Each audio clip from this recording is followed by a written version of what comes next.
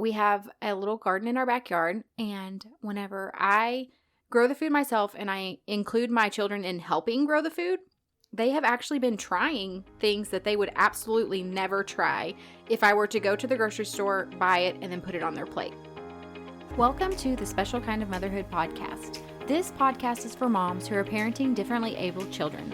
Maybe you desire to switch to a more natural lifestyle to improve your family's health, but you have no idea where to start.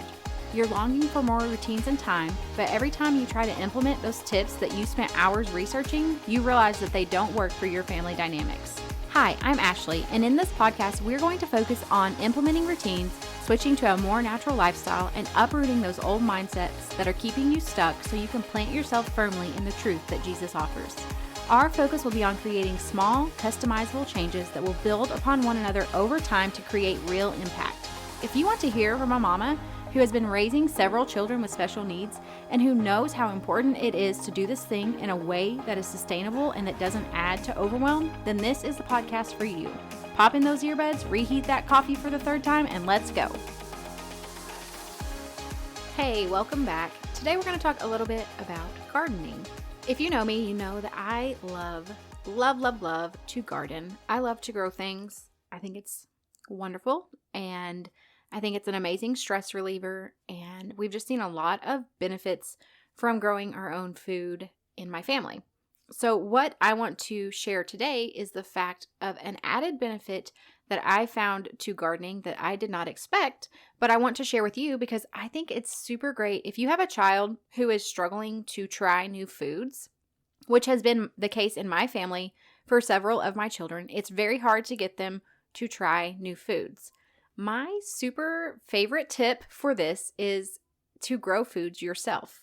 Now, this may not work for every single child, but I have found it to be true in my family that we have a little garden in our backyard, and whenever I grow the food myself and I include my children in helping grow the food, they have actually been trying things that they would absolutely never try if I were to go to the grocery store, buy it, and then put it on their plate. So it's like my super favorite hack because it's a win-win for me. I love to grow things. And then whenever I'm including them, that's helping them to learn new skills. And on top of that, then they're actually willing to try these things. Now, I'm not saying that they have necessarily then decided to start eating it all the time.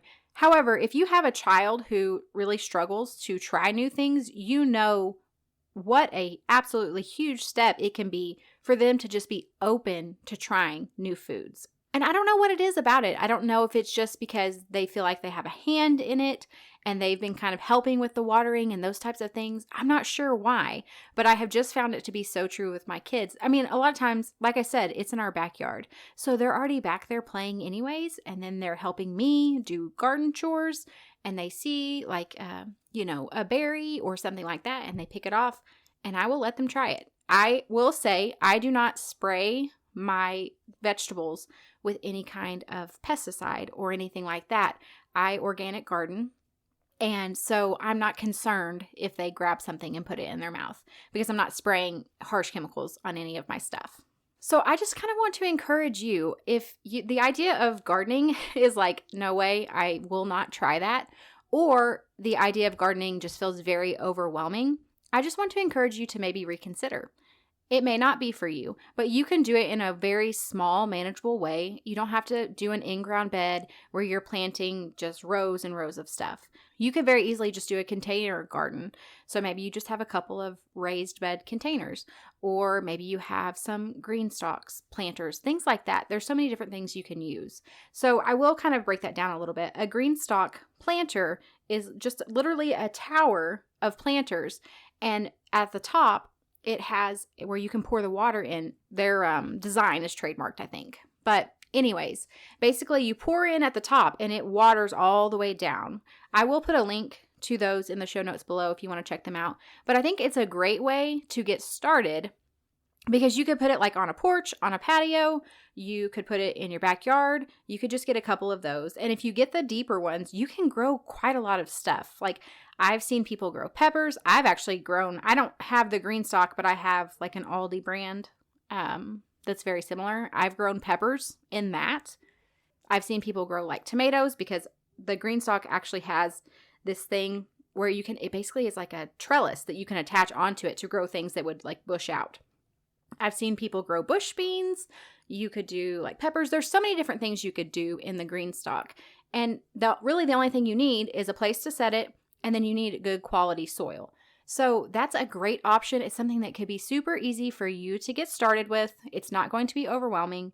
You can just select a few different things that you want to plant and just start there. Or like I mentioned, you can buy raised bed containers as well, and you could do that. And depending on what kind of container you get, how deep it is, typically if you're doing a raised bed, you do want to put like some organic material like sticks and things like that down in the bottom, and then you want to do some compost and then your soil over top of that.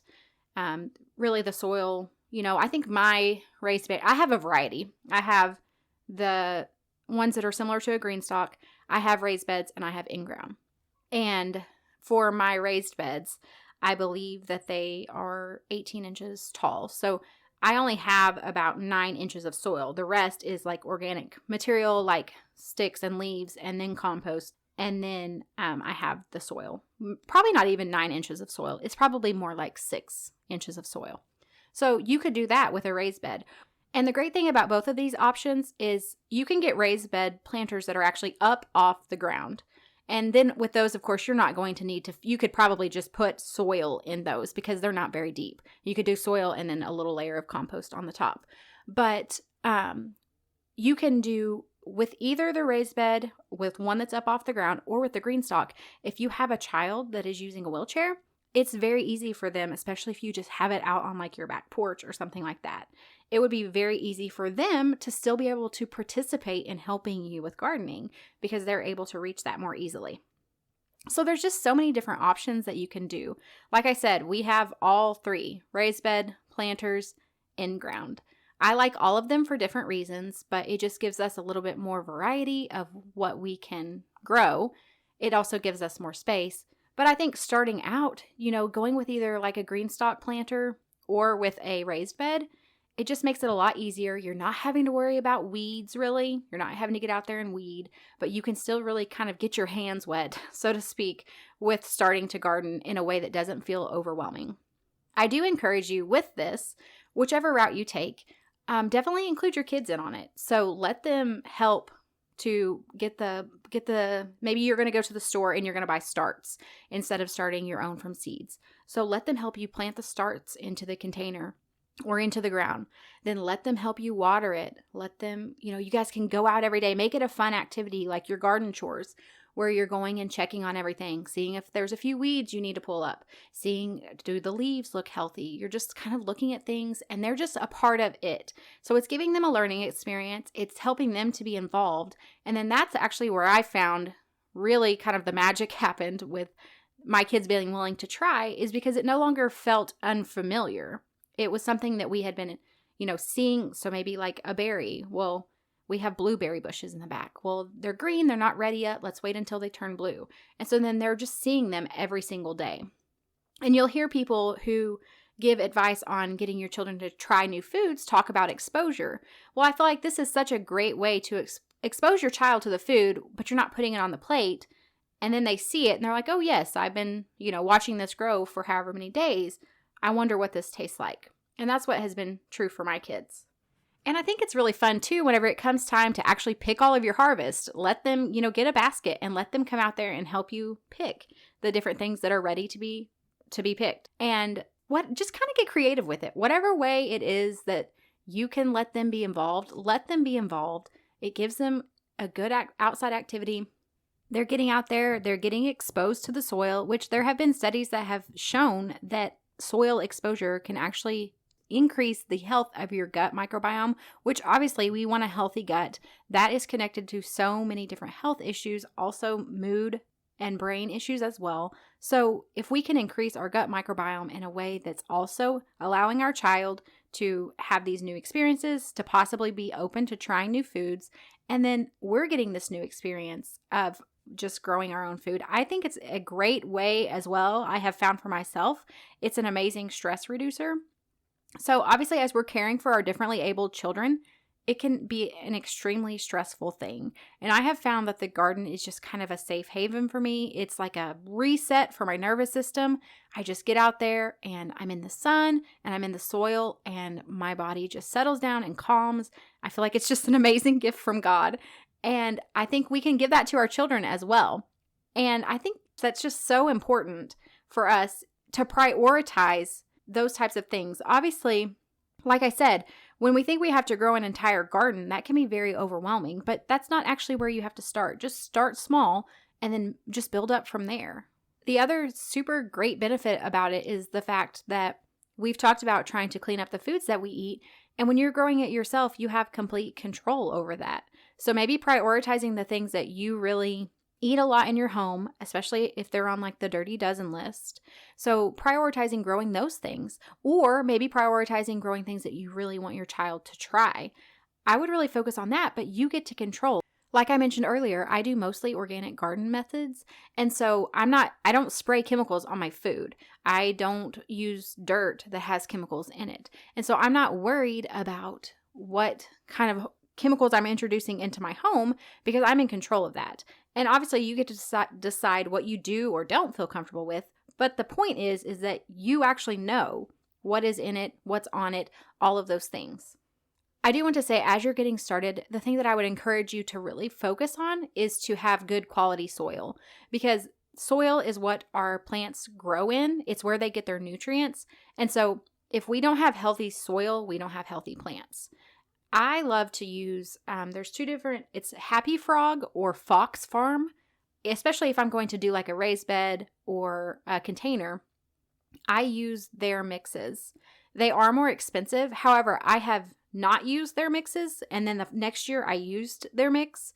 And I was just completely shocked at the difference of just how much healthier and bigger my plants grew because they were actually getting the nutrients that they needed. And with both, I actually used organic mix on both years, but this is just a better quality. So you're not going to have to be worrying as much about fertilizing. I mean, when you're growing in a container, you're still going to have to fertilize like once a month. My preference for that is using earthworm castings, which you can just easily get organic earthworm castings at Home Depot or Lowe's or Menards or wherever. That's not something that's very difficult to find. So when you're planting in a container, you're absolutely still going to have to fertilize. However, if you start out with a good quality soil, you are less likely to have plants that are getting infested by bugs. And you're also just going to not have to worry about so many issues with the health of the plant because it's growing in a healthy environment. Some things that I think are super easy to grow would be things like cherry tomatoes. We don't really love tomatoes in my house. However, I have grown cherry tomatoes because I wanted my children to try them. Obviously, with a cherry tomato, you need to monitor that because that could possibly be a choking hazard. So just deciding based off of your situation if you feel like that's okay or not. But cherry tomatoes would be a great one that's like small that they could easily try. We love growing beans. We love growing peppers. We do mostly sweet peppers because I have children that I don't want them biting into a hot pepper. I try to not grow things that I don't want them to get out there and touch. I am going to grow some hot peppers this year, but I'm going to have to try to kind of figure out a way to separate that from the other stuff because I don't want them getting hold of that and burning their mouth.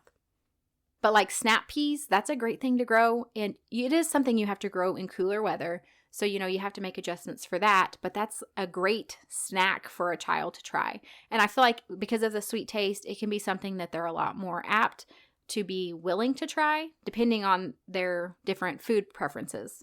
Lettuce is another great one. It is something that, depending on the lettuce, in hot weather, it tends to bolt. But lettuce is a great one because, again, you can just go out there, let your child go out there daily and harvest stuff for a salad. And that's a great way. Maybe every evening you're going to have a salad and you take them out there with you. And you guys are harvesting lettuce and you're bringing it back inside and preparing a salad that they get to help you get all the stuff, bring it back in, and then they see it there on their plate. That might be a great way just to start. Carrots are another thing that are really fun. And then actually last year, we grew pumpkins. I will tell you, this takes space though. So if you don't have space, we did that in ground. And the pumpkin plant is prickly. So my children didn't ever get over there and touch it. but that is something you're going to need space. However, my kids loved it. They absolutely loved seeing the pumpkins grow and then them turn colors, turn from green to orange. It was just a really fun thing. And that's the thing, is you can kind of make it like a experiment for them. Let them learn about the plant cycles. Like, you can even incorporate education into this for them, so they're understanding how a seed sprouts and then it grows and it loses its first leaves and gets its second leaves. And you can just really make this into a lesson if your child is able to understand that. But even if they're not, you could just talk about the fact of, yeah, here's the green pumpkin and it's going to turn orange. There are just so many different valuable lessons and things that we can glean from having even a big or small garden in our backyard. One thing that we have found is berry bushes. And these are something you could absolutely plant in a pot. And you don't have to have them in the ground. We do have ours in the ground, but berry bushes have been great because my kids love going out there and looking at them. So we have blackberry and we have blueberries. I think we had raspberries, but I don't think it made it. So I'm going to have to do some more of those this year. And that's another really fun thing that we have enjoyed. Obviously, if you are interested in learning more about this, please reach out to me and I will share resources with you. If you're interested in possibly starting your own seeds, which sounds intimidating, but it's really not. Maybe you want to get some seeds and then start your own to plant your own stuff in your garden. I think that's great because it gives you a lot of cool, fun varieties that you can pick. And if you do, I get seeds from a couple different places. I get them from M.I. Gardner and Baker Creek, and I will put those in the show notes below so you can quickly find them. But I think those are great places. I actually really like to get fun, unique varieties because it's not something that I could just go get from the grocery store. And if I'm going to spend all of the time to actually grow these things, I want to be able to try growing unique, different things than what I don't want just a regular squash that I could go get from the store when it's in season for very, very cheap. I want to be able to grow unique things that maybe have a little bit of a different flavor profile, that maybe look more fun, all of those different things. And that is one great benefit about starting your own from seeds, is you get that variety that you're not going to get if you go to a store. But if you're just starting out, go to a store and get plant starts. We actually order, I think I've mentioned it before, Azure Standard. We order plant starts from them. They have a huge variety. It's super great. We actually got several things from them last year. Our pumpkins and our honeydew melon we got from them last year, and it worked out great. So maybe you do a little bit of both. That's what we do. I hope that this has just encouraged you. If maybe you've wanted to get started with gardening, but you didn't know where to start, or if you've never considered it or even thought about the fact that it might help your child to try new foods, maybe this has just given you something to think on. I would love to hear from you about where you're at with that, or if you need any more information, I am happy to share that. And that is all for this time. I will see you back next time. Hey, before you go, if you found value in today's episode or you learned something new, would you take a minute to share with someone else that you know would be blessed by it? I would also love it if you would leave me a review. This lets me know that you're enjoying the show, and I love hearing from you. You can connect with me further over on Facebook or Instagram. Until next time, rejoice in hope, be patient in tribulation, and be constantly in prayer. Romans 12:12.